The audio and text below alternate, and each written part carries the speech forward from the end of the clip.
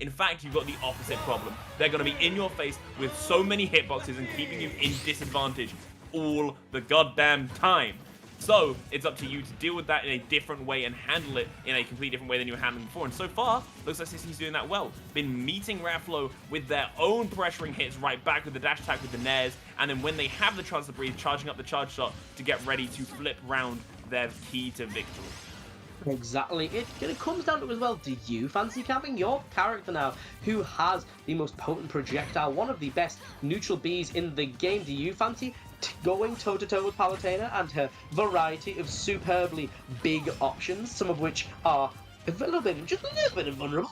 Or do you fancy just keeping yourself away safe as houses at the moment? It's Sisqui fancying a bit of swinging, using the charge shot a little bit earlier just to get back in proceedings, but answering straight back with some physicality, wanting to call out the teleport, not getting the initial punish, but able just to swing through with Samus's forward, handling it so well to the fact that Raflow was not able to prepare for it. Straight back in though with that dash attack, and wants to secure things with an up air. Samus a little bit heavier because of the weight that armor does give her, but still very potent option is that up air, sending Raflow far away though. Is Sisqui wants to set up for a charge shot and almost manages it, reading a jump, but it's the back throw from Palutena that's going to secure it. The ledge is most lethal when Samus Aran is in control. But there, it was Raflow that benefited so effectively from it. And here we are straight back to neutral. Even Stevens, and Palutena loves this percent because she just gets that A button and has a right old time. They do. Sisqui does just about manage to make it back, but you will, unfortunately, the more you kind of get in against Palu, you will be drowning under Palu's constant pressure, and that's exactly how this looks, with Raflow keeping Sisqui trapped in disadvantage seemingly at all times. It's just when Sisqui can land a hit back, it can convert into something big. Right here, tries to the forward air, it does miss it, and no grab from Raflow does leave Sisqui unattended, ready to get one back. It's just bloody violence, Hobunks. They're both just kind of going in and scrapping with each other. As you would absolutely hope, engaging with one another, playing the game. This is Super Smash Brothers, not Super sit around and have a cup of tea and think about what you might do a little bit later. This is scrapping with your contemporaries, and scrap is what Samus's armor will be used for at the moment there, after that big hit from Raflow, taking Sisqui a ledge, which again is usually where Samus wants to be, but this game has been where Samus has been undone, not once but twice. Wanting to make it thrice here is Raflow, but Sisqui wanting to get out of that corner, using the grapple beam to grab Raflow and doing it again off the aggressive neutral air back on stage. Wants an up tilt to catch the jump, but able just to get around with a lovely timed air dodge there. Wants to battle back into this one, does Sisqui, and it's certainly not out of reach here. Palu needs to find that opening, and at the moment Sisqui just decided he didn't want to give it, but there we are. The strain there is going to start off another ledge situation, but unable to really capitalize there is Raflow. But on the flip side, also not committing to anything, and able, off the back of Sisqi's commitment to that forward air, get something instead, reading the charge shot, and yeah, you're going to take damage from it, but it wasn't fully charged. It's not that risky, and getting a beautiful slingshot there into that grab there, down tilt to send Sisqui all the way out. Wants a ledge trump, which has been so useful across the rest of bracket, and Samus's up throw isn't able to take it. The goddess of light, looking so light at the moment, Dalax. That she is, and she is very much staying alive on this second stock. Raflow is literally just about holding on, but there you go, just let slip there as Sisqui takes it away. 97% though, and in disadvantage. Sisqui is in a bleak spot and does have to make this back. Raflow piloting this goddess is trying to keep this gameplay looking divine, as he just really wants to close this out now, get one game under your belt before the rest of the set proceeds, so you can know you're in a comfortable spot. Sisqui though is not taking that sitting down, keeping Raflow at the ledge as much as possible. Isn't finding much damage, but it's wearing them away. It is a waiting game. It's one of stamina and patience, and Sisqui is playing it well, but just drops it at the last hurdle as Raflow finds that back air and takes game one in his favor. All the right ideas, all the execution you need, but Palu was just able to slink through and once again use ledge to the advantage there, hitting that big back air to send Sisqui hacking away. And you've got to think that maybe ledge is going to be a little less desired this game. We're going, I believe, there to small battlefield, a much smaller stage, where you're just going to be scrapping a lot more. And maybe that's what Sisqui needs, because it was the likes of those attempted charge shots that were getting punished. The likes of the explosive flame came out, Palu able to weave around them and then hit something with like, the back air. It's going to be interesting to see if we see a little bit more physicality this game, scrapping with each other that little bit more. And as I say that, they both start off straight away with neutral B, and Sisqui just goes for 3 more. That's just how it be when you're slugging it out with Samus here. But the smallest of battlefields is going to mean that these two are going to be scrapping a lot more as we see the screw attack start to spin and not quite get a win on Palutena, but certainly apply some more percentage, Dalax. That's definitely true, Hobhunks. And Sisqui does make it back from that situation, and Raflow's the one finding their back to the wall for a change, and does get kind of beaten around a little bit by Sisqui, but we're straight back to neutral. Shields are flashing, jumps are jumping, and both of them just trying to find a little bit of damage going into this game. No way does that kill at 65. Zonks. Sorry, that was a very real bit of upset from me there. I am so glad Sisqui lived that, otherwise I would have had some words. Yeah, and the words would have potentially not been safe to stream, but that's okay. It didn't quite kill, and not quite kill is the story of the...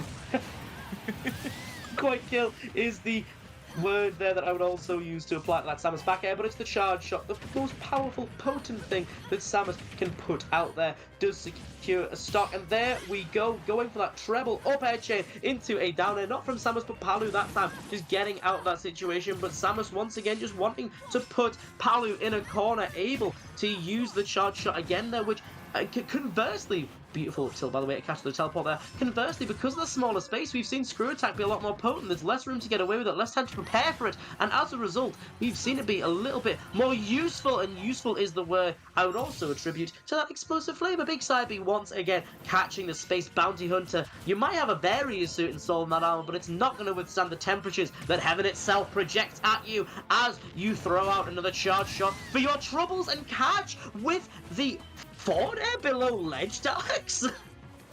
Yeah, I honestly could not tell you. But what I can tell you is that Raflow is up on Sisqui, and pretty decisively so. So Sisqui does have a bit of a ways to go to start turning this back, and is going about that by keeping Raflow stuck on the ledge. But patience is a virtue, one that Raflow has in spades, and is more than happy to wait to get their option to go back in, rather than force an option out of Sisqui. So Raflow, again, is just waiting it out, feeling out the space, playing to what they have rather than what Sisqui has, getting into about melee distance, and then peppering the air with aerials. So Sisqi's going to make a choice to commit to a projectile, or...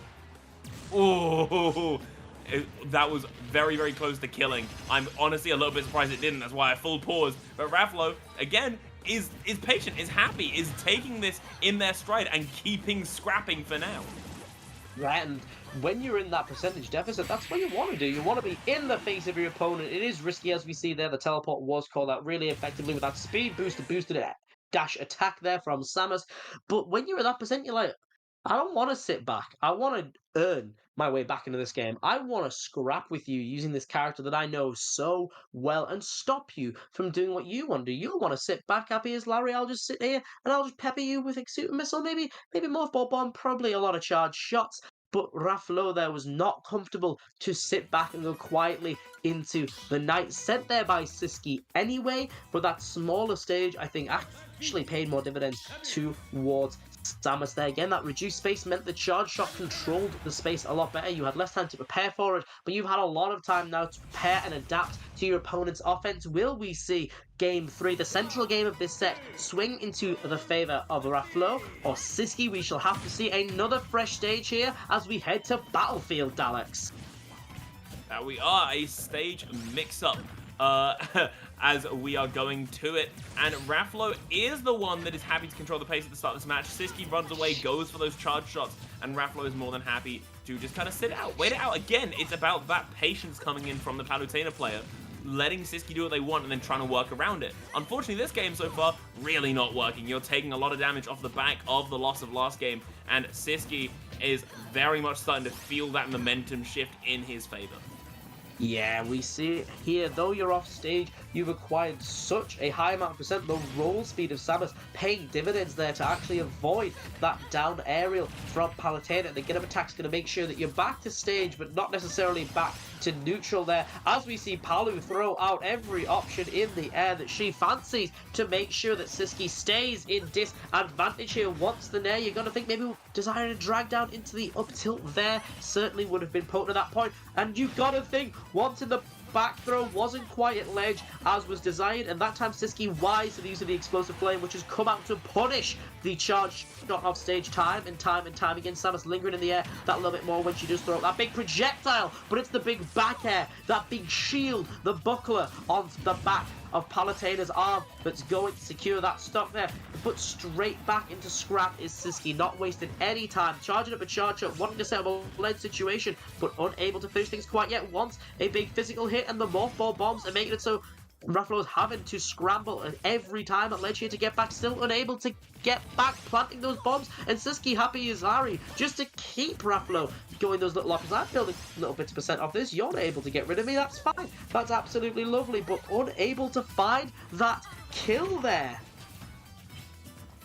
Yeah, it's a very tight spot to be in if you're Sisqui, but you honestly respond to it just like that. Pop up with the up B, out of disadvantage, and Raflow is going to be feeling that one in the morning, dropping that first stock of the game and dropping right back in to keep the pressure up. Sisqui is stuck off in that ether and has been there for a little while, and Raflow is just tossing out safe hit after safe hit. I'm surprised no back throw, but obviously saving it in case you want to use it for a kill later. You don't want it staled at all. Instead, popping Sisqui over to the middle of the stage with forward throw to reset back to neutral. And Sisqui is looking to be taking it in his stride, but Raflow only needs a couple more hits to take this one. No, nothing quite just yet.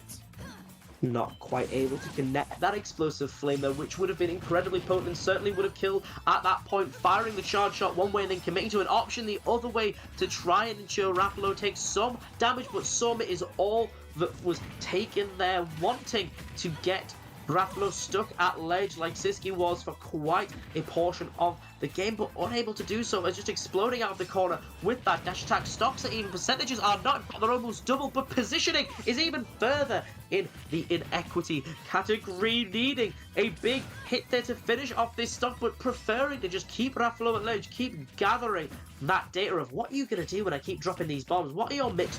What do you fancy? Do you fancy a trip to the skies, Goddess Alive? Sent up and away with that grapple beam up throw. Things have gone back and forth in this second game, both players adapting to each other so well, and while ledge has been lethal for both, it's now Sisqui who's starting to pull away with a lead, Alex.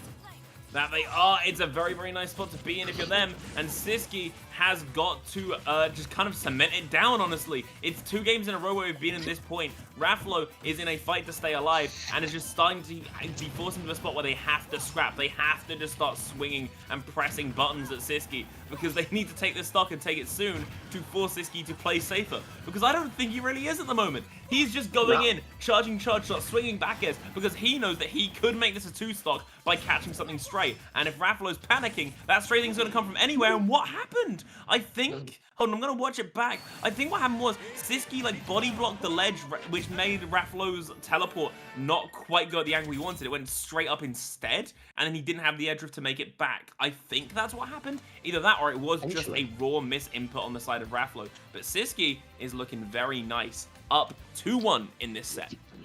Certainly at this moment. I believe the back throw had been thrown out. Again, it might have extended Sisqi's just presence off stage, meaning that the teleport wouldn't make its mark. Or was it the fear of that back throw connecting, killing you anyway, off the likes of either the raw hit or the stage spike, that would make Raflow think, well, I should alter my angle a little bit, and the alteration was not quite what was needed. Raflow with an unfortunate ending to that game, ending in a 2 stock after things looked so very much in his favor. He scrapped and clawed to get back to this stage in bracket. Is this where the rampage of Palutena ends, or will Raflow be able to continue the conquest all the way to the end of this bracket? We shall have to see, but Sisqui right now is sitting pretty with the central game secured in his favor, Dalax.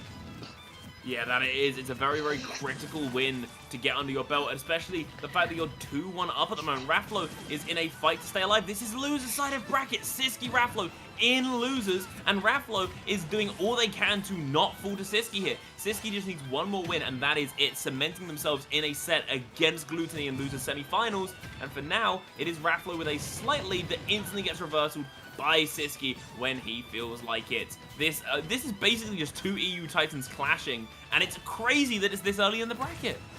Yeah, it just feels so strange, as you said. These two finalists usually, these two who usually get so much further in bracket, scrapping it out for a chance to maybe fight Gluttony, to maybe go to losers finals, and maybe that's what's going to happen with Nares like that. There, Sisqui has been playing things safe as can be, throwing out an extra screw attack for every whiffed hit just in case Raflow decides to try and come in and punish, and deciding to use an explosive flame off stage once again there. I don't think Sisqui was throwing out any aerials, or pardon what, any projectiles, which is what's been the use of the explosive flame previously to catch the stalled Sisqui in the air, but Samus is swinging with that upward aerial there to see what was happening, to try and claw some more extra credit away from Raflow. Ready for Raflow coming in with another screw attack. You can scale that as much as you fancy, and it's a frustrating move to be hit by as well. It's big damage, it keeps your opponent safe, and it punishes you for daring to try and interact with Samus, and trying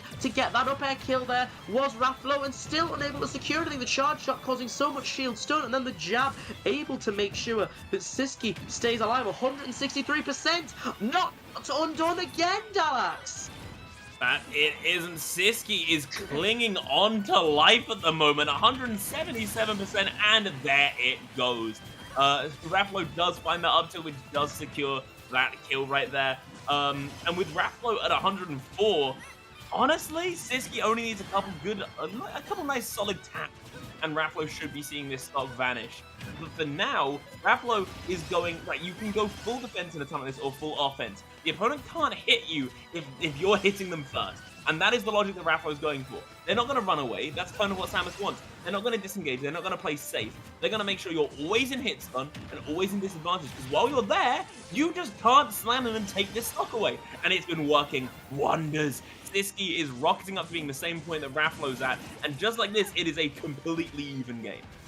Yeah, rocketing up into the skies there off the back of the screw attack as well. Ledge is where Charge Shot finds its first kill of the set there, using the Morph Ball Bomb to secure that strike there. The arm cannon of Samus able to break the second stock of Palutena, but completely broken by that previous stock was the lead that Raflow was having to come up against. Sisqi's advantage has all but evaporated, as we see the truest neutral we've seen since the start of this game. 0-0. Who is going to be the superhero and get this last stock off? Will it be Raflow securing a game 5, or will it be Sisqui securing a spot to contest with Gluto? We shall have to see. Sisqui sent off stage, and Raflow was ready there to pull the trigger on a devastating down and punish the screw attack in the most punishing way possible. But off the back of those two hits and swinging out of disadvantage for Raflow, Sisqi's been able to pile on 54%.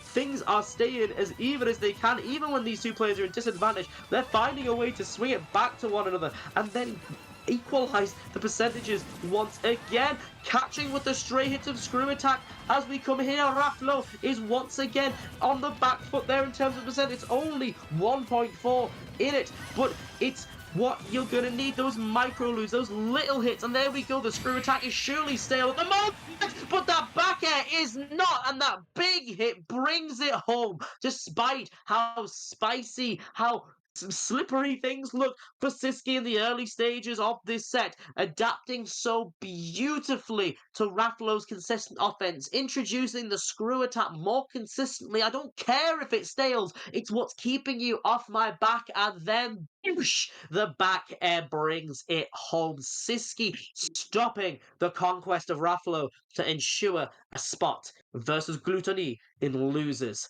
semi-finals. Yeah, what a set. Sisqui was playing that hot. I was very, very about that, especially after the set with Crep Soleil, dropping down into losers, playing against Raflow, who has been playing as well incredibly hot since they've been dropped down into that losers run. Sisqui came into that set with something to prove, it felt like. And no matter how much Raflow was trying to throw everything in the kitchen sink at Sisqui in the way of, I'm going to always have a hitbox up, I'm going to always keep you juggling, I'm going to always keep you off the side of the stage, it didn't feel like it mattered. Sisqui was ready and raring to intercept at all times. And that just kind of was testament to the fact that these two are good at what they do. It just happened that Sisqui, I think... I normally put these sets down to I try and think about where did it come from? What did they do? How did they adapt? I just think Sisqui wanted it more. That literally Yeah. just felt like it came from a place of Sisqui was playing with his life on the line, and I could feel that. So Sisqui is up now, as you said, in losers semi-finals, Hub Hunks.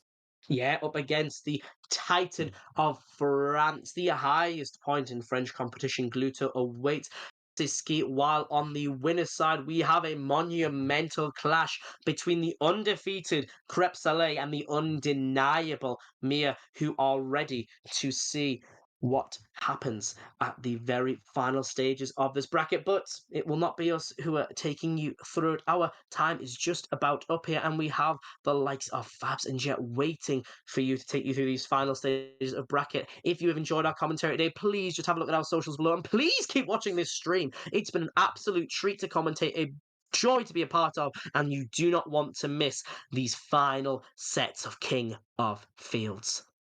You really don't. Thanks so much for sticking with us, and thank you so much for having us. As Hopalong said, follow both of us below, and thank you so much. And we'll see you soon. Stick around for Fabs and Jet, two incredible commentators who'll be taking you away very soon. See you in a bit.